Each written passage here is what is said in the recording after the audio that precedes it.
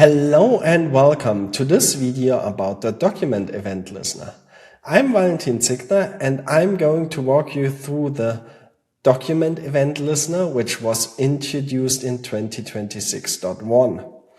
Therefore, we are going to Flowable Design, and in Flowable Design, as always, we create an app first. So that's my document app. And inside that app, I am going to create a new case. That's our document test case. Now, once we have that, we can go ahead and use an event listener. Either we go ahead and use here the simple menu where we have in here the document event listener, or we search in the long list. Now, let's just add a simple process, or case handle document with an document event listener, so document uploaded here, for example, and then a task afterwards, handle document, which is just there to illustrate to you what happened. Now, I would like that this document event listener can happen multiple times. So I am just saying we have repetition here, and I also want to have multiple handle documents. In here, we want to have more than one at the same time. And with that, I am going to be able to upload documents, then receive a task, upload another document before I complete that task. So now let's go into what this video is mainly about, and that is the document event listener. And there we can actually do some configurations, and we see we have here a document event configuration.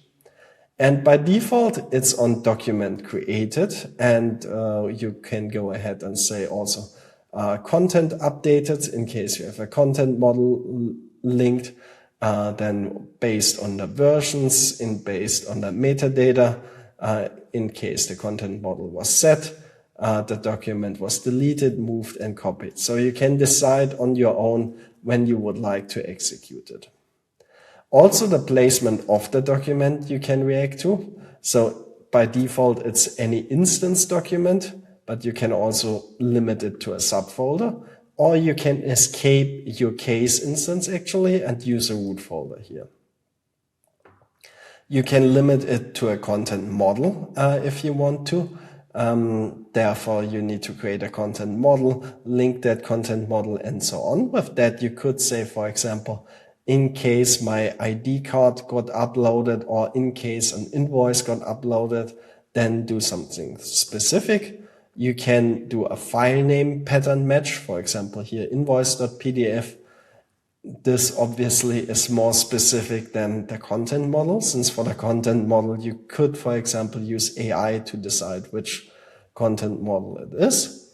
And then you have the possibility to store a result variable that could be either a variable where just this content item is in there, or a list, which I'm going to for.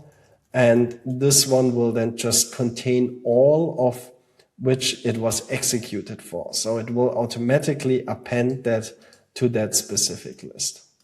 With that, let's save that, and then we can go ahead and publish it. Once published, we can go to Flowable Work and create a new document test case. Inside this test case, we have now the option to just upload documents here. When we go to Documents, we say Upload File, and I just upload the ID card front. And when we then go back to tasks, we see we have a handled document in here. Now, I don't have a form, so let's go to Flowable Forms quickly. Since here we see we have the content items with the ID card front. So that is written already to our list.